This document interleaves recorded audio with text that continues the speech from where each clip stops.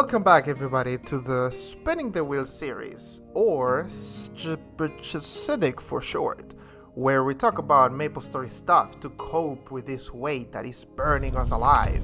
And just to let you know how desperate I am, I literally have a countdown on my wall until MapleCon comes out, and hopefully we get a release date by then. And if we don't get a release date by then, you know what will happen to you, Inkwell. And just like I said on my previous video, there aren't many MapleStory content creators, so make sure to like and subscribe for more weekly MapleStory content.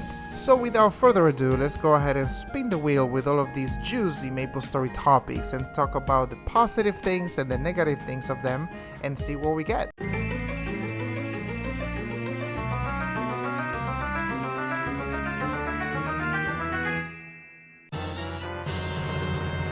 The infamous Big Bang update. Okay, so this is an interesting one for me because the Big Bang update made me interested in the game again, and I think that's one of the positive things about Big Bang.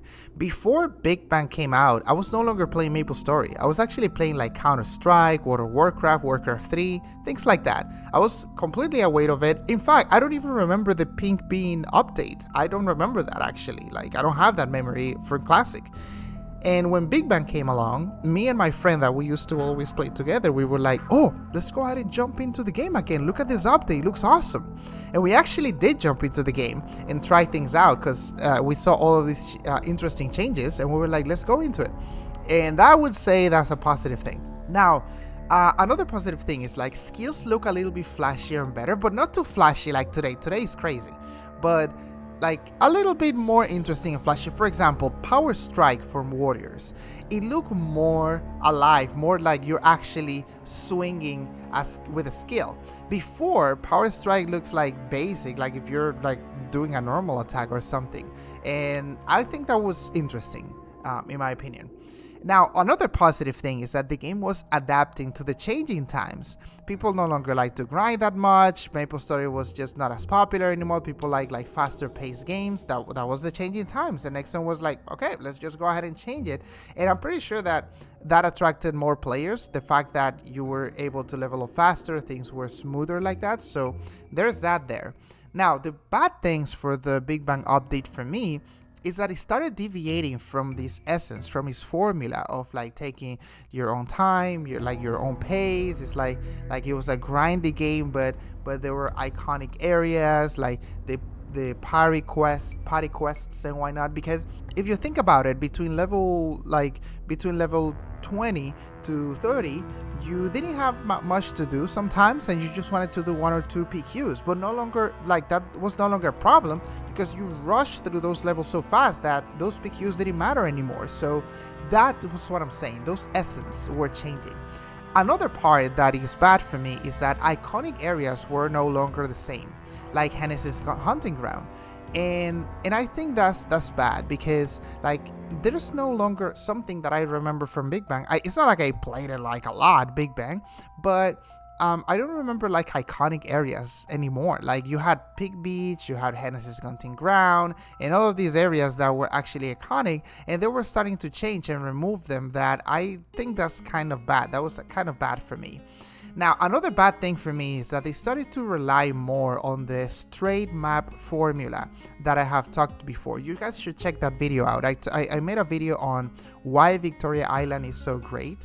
And yeah, you should definitely check that out. That's an interesting video because Victoria Island has a formula that they stopped using, where it invites exploration. There is a lot of things to do for many level ranges, like for huge level ranges. It's not a straight line of you go from here to here.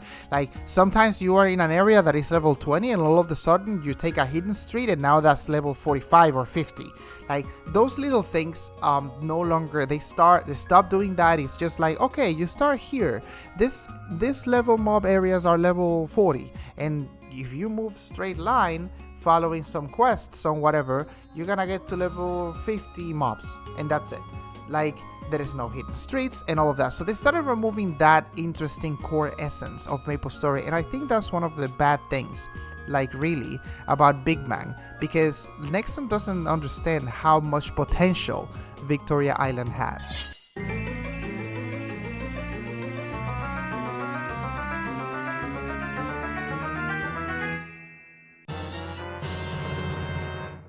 Alright, hidden streets. This is an awesome, interesting topic because this is one of the core essence of MapleStory in my opinion. And that's one of the things with Big Bang, as I was saying before, where they started removing this concept of hidden streets, and why not, for some reason. And I think it has to do with like try to cater to more casual players, and why not. So I would say the good thing about hidden streets is that they invite you to explore the map. It's like Metroidvania games like Hollow Knight or Metroid games actually, where you don't know you have a map, but it doesn't actually fully shows what the real map is, and you have to kind of like break through passages and try to check things and squeeze through things to 100% make sure that you explore everything and you get all the items and all of the things you need. So that is awesome. Like, that's an awesome concept that MapleStory has that not many games out there, many MMORPGs have. So I would say that's pretty cool. Now, the bad thing I would say is that for casual players, they may not know that a lot of them exist. They may know that one or two exist, but they may not know that the important ones exist. Like, for example, Mushmom. They may not know where Mushmom is. I mean, there's nothing that's like shows you, so they may miss that content. And I think that's fine. I think that's one of those things that it is what it is, because we cannot just like remove that concept just to cater to casual players, because that's like such an important part of MapleStory. And I have something actually, like besides the good and the bad, I would have a suggestion for hidden streets. I think that there must be some quest or something at the beginning of the game, which it does. I mean, there is like this danger like areas, and you kind of like are there, but I think that there should be more highlighted. Like, for example, you have a hidden street and then you have an NPC that has a quest and you can talk to her. It's like, oh, I think that you can go through this passage, and they kind of tell you like sometimes there's not a portal, but you can go through certain places, kind of like that. Because to be honest, I'm pretty sure like there's gonna be like some new players that don't know anything about MapleStory, but because of the hype they just jump into it. And I think it's a good thing to introduce this concept to players in some way. And I've always thought about that, because for me, hidden streets, I just like, I don't remember how I figured it out. I just like figured it out, but maybe some people don't figure it out, and probably that's the reason why MapleStory kind of removed that concept altogether. So there's that.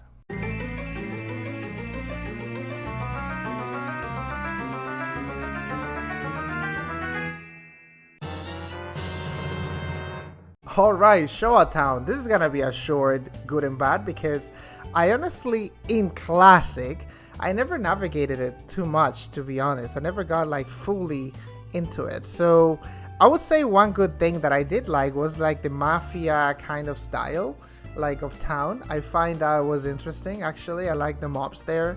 It was actually fun. I like all of the Yakuza kind of like theme. I think that was a good thing.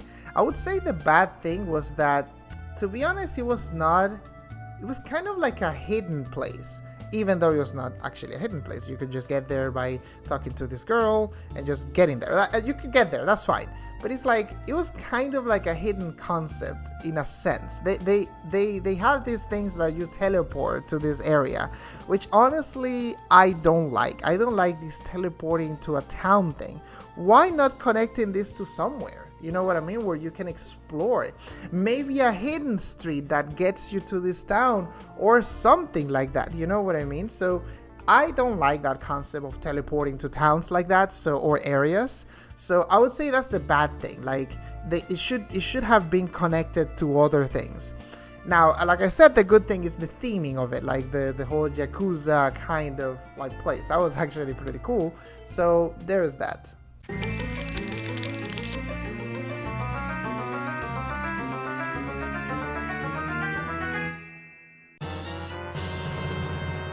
Alright, Ludibrium PQ, or LPQ for short.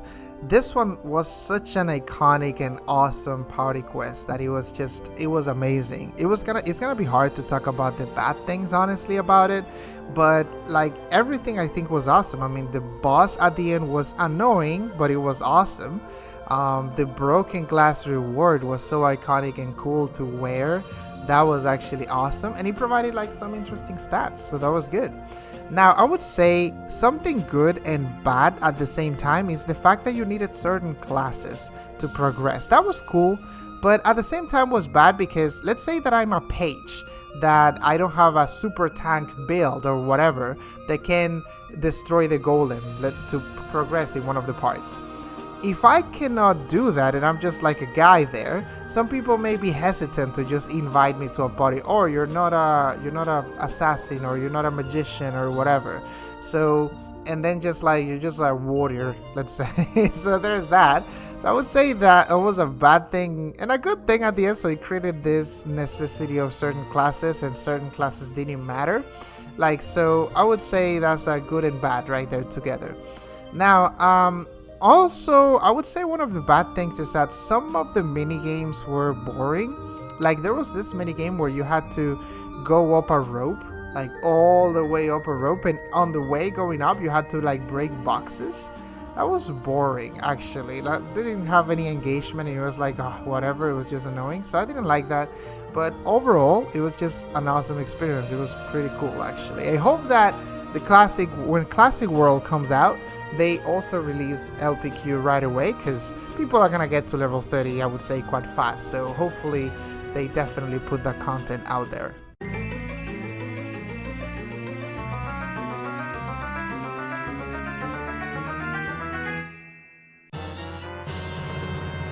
Alright, PvP, okay. So funny enough, one guy made a comment on my previous video asking what do I think about MapleStory PvP, so here we are. Now, the only good thing I can think of is that it made people return to the game, kind of like Big Bang. I remember seeing this ad about PvP on MapleStory, and I was like, what? I want to try it. I love PvP, so let's see how it goes. And it made people return to the game, such as myself in this case. And that's pretty much it. That's the only good thing I can think of PvP. There's so many bad things about it, but I want to try to explain it like as clear as I can. So the bad thing I would say is that the engine and structure of MapleStory does not fit with PvP elements. If you think about it, you have classes like Assassin, for example, that they throw projectiles, and the projectiles kind of like follows the target. But if you make a PvP of MapleStory, projectiles should not be like that. They should be like a straight line, or you kind of point diagonally or something. You can kind of point, but like they shouldn't be like literally to the target when you throw them. It just like automatically magnets into them and goes to them. So that's something bad that obviously to fix that you have to change a lot of things just for the PvP elements of it. And then it's like when you're fighting in MapleStory PvP, like the other characters are basically like mobs that kind of like move around a lot. And it's kind of like there is not like a nice skill aspect of it, or you don't feel good when you hit them. A good solution I would say for that could be that when you hit someone, they kind of like fly a little bit, kind of like I would like to compare MapleStory PvP with games like Super Smash Bros. Or Brawlhalla. And it's good to compare them with those games, because those are 2D platform fighting games. And I understand that it's not the same, whatever, because obviously MapleStory is such a huge game that like the PvP element, making it just like that is almost impossible. I would say it's too much work, but we can kind of like use that as a base. I think that in order for MapleStory PvP to even be good or decent, when you hit people, you should kind of like make them fly a little bit, like just push them. Like you have to feel good about hitting them. And the problem is that I don't even think that's possible because of the server load and why not.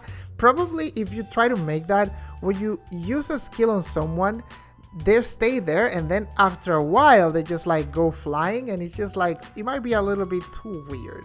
So but still, I mean, that would be a good way to make it feel better. Like, you don't feel actually really good when you hit people on the PvP, and it was just like so boring and weird. You just spam your skills. You can see in the video right here, like they're just like spamming each other's like the skills and just like see who dies first kind of deal. That's not fun. That's not engaging at all. So yeah, I think that would be it. But like, obviously, to make MapleStory PvP good, like I said, Smash Brothers or why not, obviously not to those levels is impossible, but close a little bit, it would be, even making it as close as Smash Brothers or Brawlhalla or whatever would be too much work, I think. Because like I said, I mean, it's not fair that if I just throw a skill, you can just like, you cannot avoid it or whatever. There's not such way to avoid it. Like, there is not like skill part of it that you have in 2D platform games. So I would say that that's something there, but overall it's like, it was a good experiment, I would say. For them to try out, which is fair. I really like that they were kind of experimenting, but I can understand definitely why they completely dropped it and just forgot about it. So that's all the topics we have for today. I hope you guys enjoyed remembering the good times with me, and I will catch you on the next one. Take care.